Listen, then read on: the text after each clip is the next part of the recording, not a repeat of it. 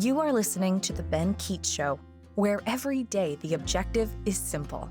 Ben will never stop fighting the fight and lighting the light on topics that affect you every day. Welcome, children, adults, old people, whoever you are. I'm glad you are here.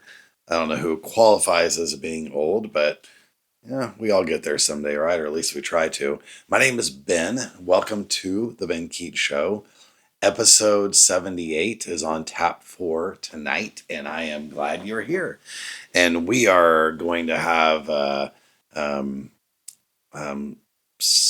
some lively information that I'm trusting and hoping we can continue that conversation online as you guys subscribe or follow whatever vehicle you're watching this from. I am glad that you're here. Again, looking for this would have been a great one to talk with maybe a couple other parents about. So if you ever want to take a gander and step behind the microphone and have some conversations, reach out. I might be interested. The topic today is what is true and what is false about what our kids need. What our kids need. Now, let's go back in time for a second first. So back in the day, I would be asking the question wrong because it's not about what kids need so much as what kids provide. And so the kid was an asset to the family. The kid wore his family's name, and his or her job was to bring value and pride to the family. You do what is needed for the family to survive, to thrive. It was a team effort concept. In other words, oftentimes we look at our kids and whatever's we have a hyper obsession with individualism, which isn't bad, but it was a much more corporate mindset with families. And it wasn't as if even that the kids are being used, but imagine plucking an average 10-year-old out of an American household and telling that 10-year-old that, hey, just so you know, you're going to have to do A, B, and C for the family business when they have been at times spoiled, given everything without having to work for anything. There's going to be a revolt on your hands because there's a lot of spoiled children. Now, I use the word spoiled. It sounds so harsh and so mean. It doesn't mean that all the spoiled children are bad. It doesn't mean that it's their fault fully. But what it does mean is you are spoiled if you don't know where.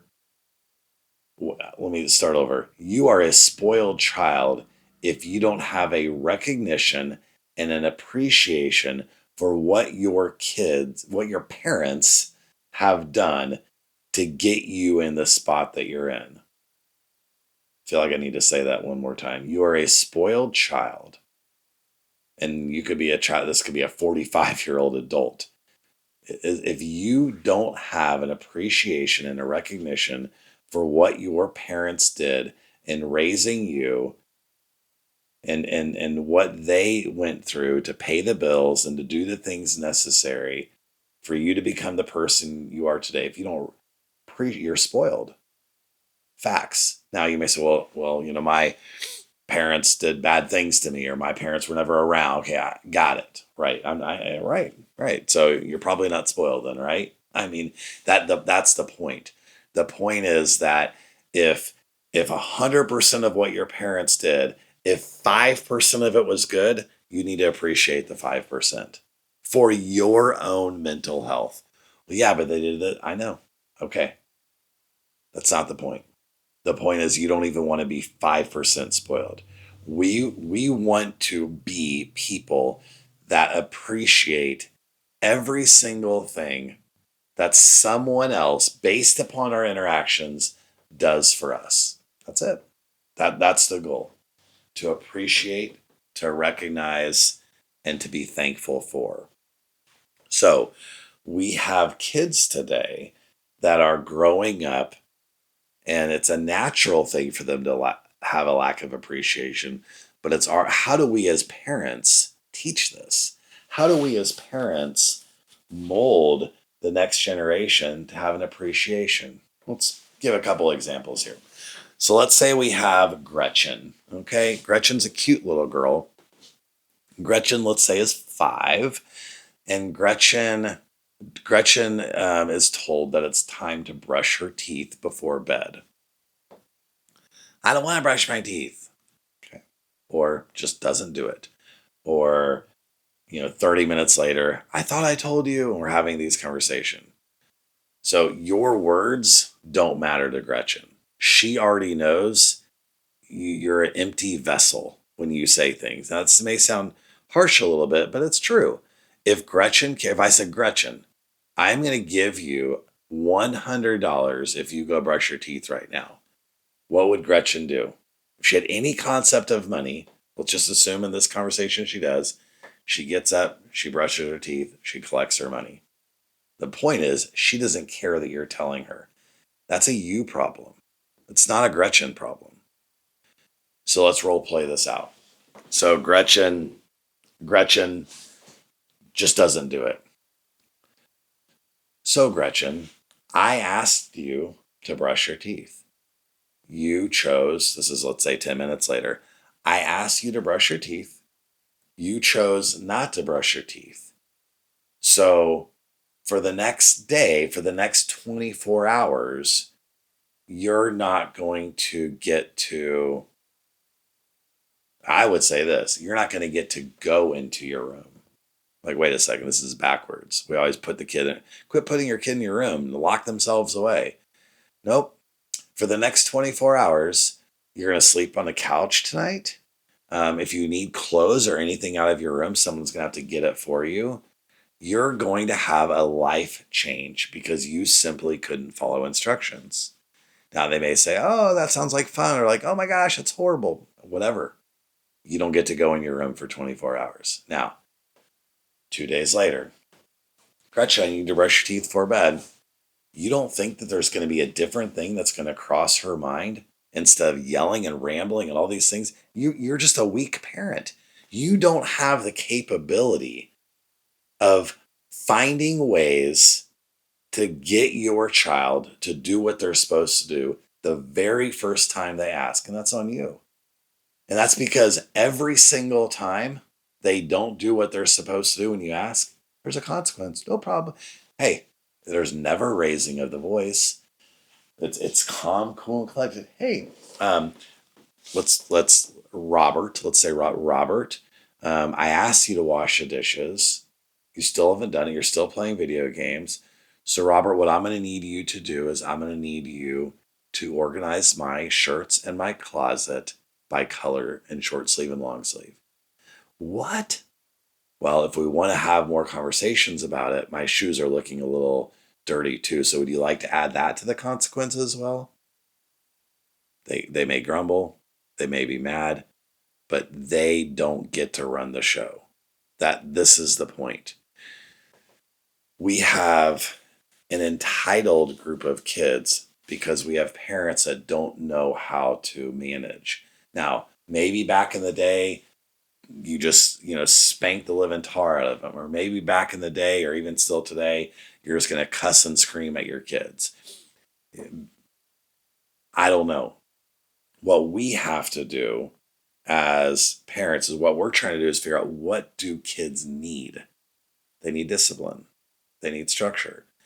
And it doesn't come from yelling or screaming. It comes from clear words, consistent consequences. This happens from when they're little, and we just keep doing the same thing. That it's not what we want are think about this for a second. You always see those stories about the kid that runs the lemonade stand that, turns and gives all the money and the proceeds from the lemonade stand to like the Boys and Girls Club of wherever. Oh my gosh, that kid, he gives. Like, the kid that gives in that way, it didn't come from accident. Yeah, it's the kid, But there's something about what's going on in that child's home that's enabling the kid to see people outside of himself or herself. That's the key. All we're really trying to do as parents is to get our kids to see the world and them not being the center of it, more so them being a beacon of change to do things or to help people to make the world a better place. If we're having to argue about teeth brushing and they're defying you in that way, they're self-centered. The same, I mean, and look, I mean, this goes in other things too, right? You know, my wife comes up to me and said, it would make me feel really happy if the garage was clean. And 2 months later, I still haven't looked at the garage. I don't care about her enough. Her words are meaningless to me. If they really mattered, if she said, "Hey, honey, I'll give you A, B, and C, and I'll let you figure out the A, B, and C. If you clean the garage tonight, guess what you're doing? You're cleaning the garage." So the question always comes down to how effective are the words and the rules that we're operating under. Give you another example. As a teacher, kids were tardy, kids, whatever. Okay. If I were to say to the most truant tardy kid that every time you're on time for class, I'm giving you $100, they're going to be there. The kids just don't care. They have a consistent habit in their life of doing what they want. Therefore, they're not disciplined. Therefore, they're disrespectful. That's what we're trying to break. So, how do we do this? Okay. Well, guess what? It's tougher in a single family home.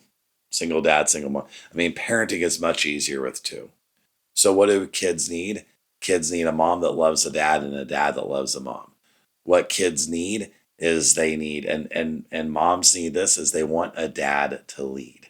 They want a dad to be active. Moms don't want, even if they act opposite than this, moms are not interested in a husband, a father of their children to put everything on them. They want the man to lead. They want him to be involved. This is what kids need. Kids get different things from their mothers and their fathers. So when you're evaluating if you're going to go on a date night or not, but I haven't seen my kid, and you're putting your kids ahead of your relationship, your kids will suffer more from that because your relationship will ultimately flounder and they will pay the consequence for that. If we want to know what kids need moms and dads to spend time away from them. Kids need moms and dads to carve out and to be intentional about how they spend time with each other, because what that does is bring strength and stability into the home. And when there's that strength and stability, it's a safer and better place for them.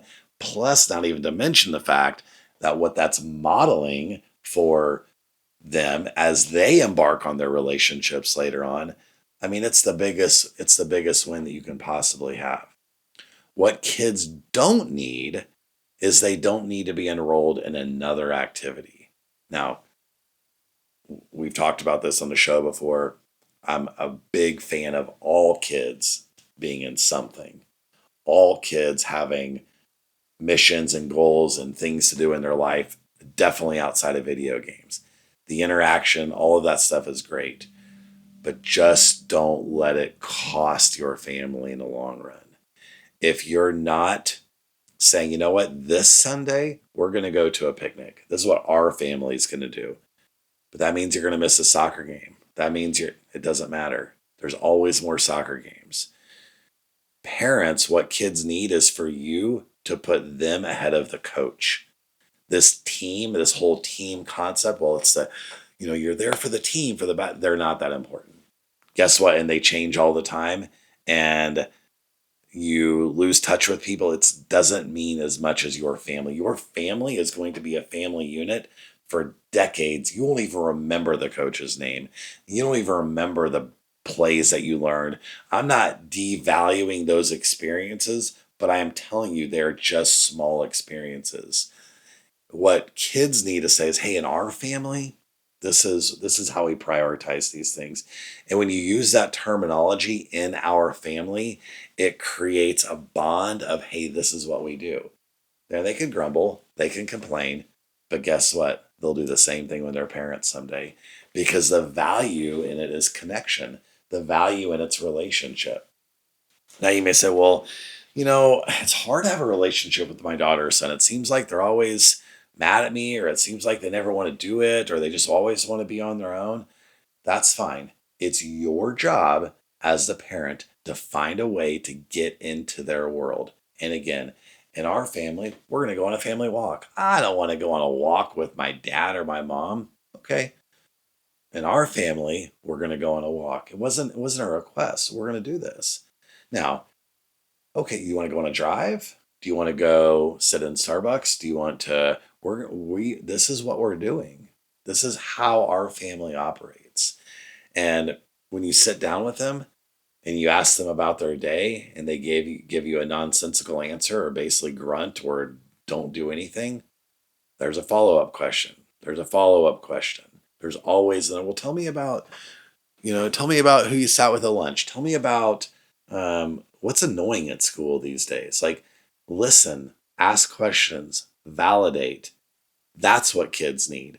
Kids need interaction from their parents, even when they act like they don't want to. Because guess what?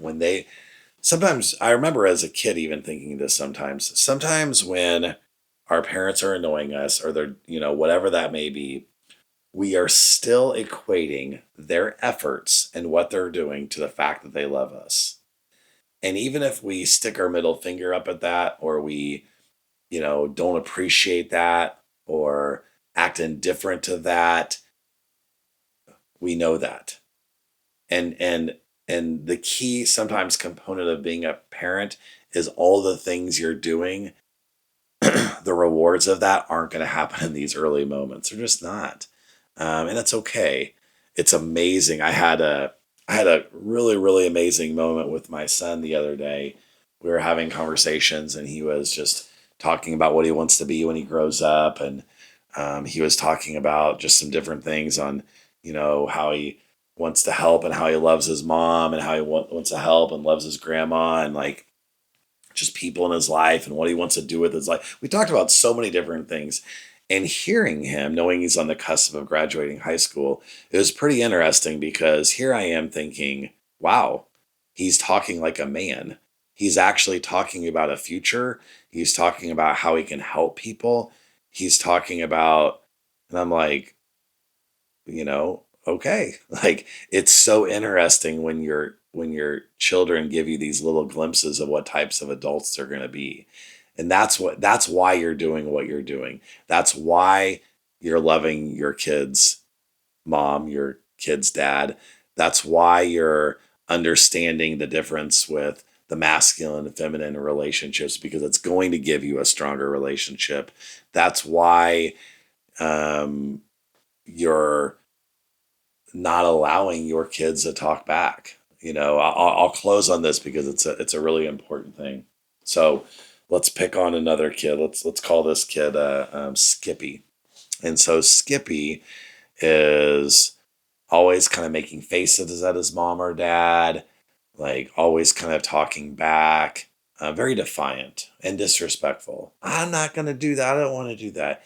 And again, what's going to happen? Skippy's been allowed to do it for so long, so he continues to do it. That's not loving your son.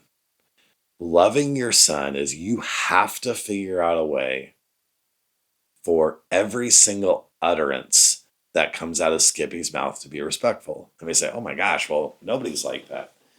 It's not your job. In our house, here's how we talk. Here's how we don't talk.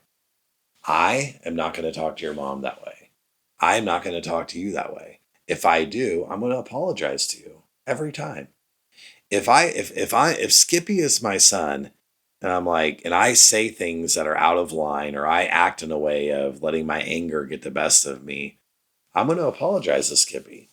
If Skippy talks back to his mom and is defiant, he owes his mother an apology. Hey, we don't talk like that in this family.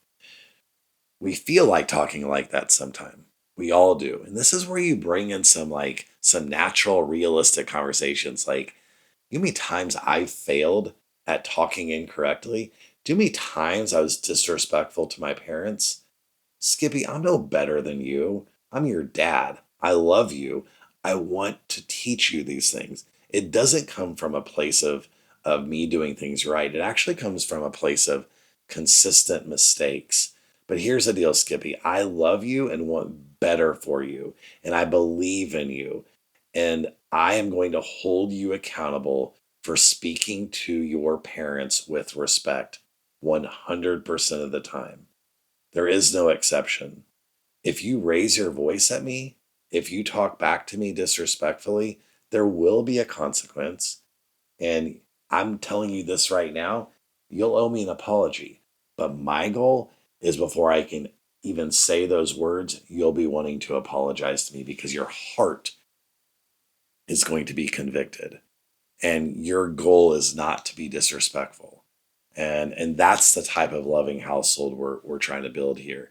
And again, it's a we thing. It's our family. It's our team. It's how we do things. It's how I want your kids someday, Skippy, to talk to you and to your mom. Like, this is what we're building here. Things in our past haven't always been great, but these are the things that kids need: structure, discipline, love, empathy, understanding where they come from, but consistency.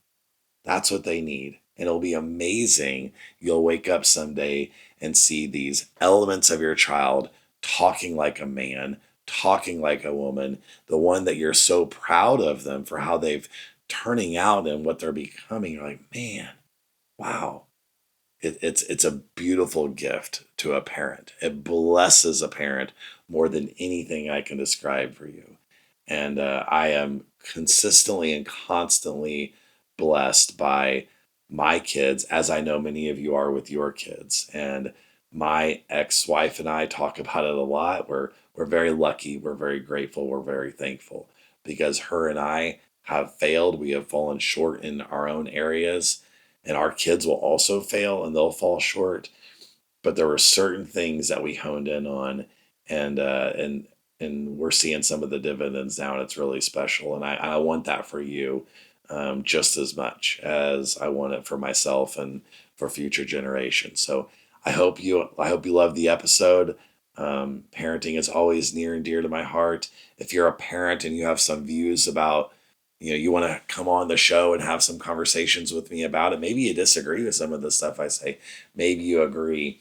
Either way, I welcome you just the same. Thank you for watching. Thank you for tuning in. I hope you have a blessed rest of your week and weekend, and I can't wait to talk to you next time. Bye. Thank you so much for listening. Let's keep the conversation going. You can reach out on Ben's website, www.benkeechshow.com, or on social media to chat. And please remember to subscribe so that you never miss an episode.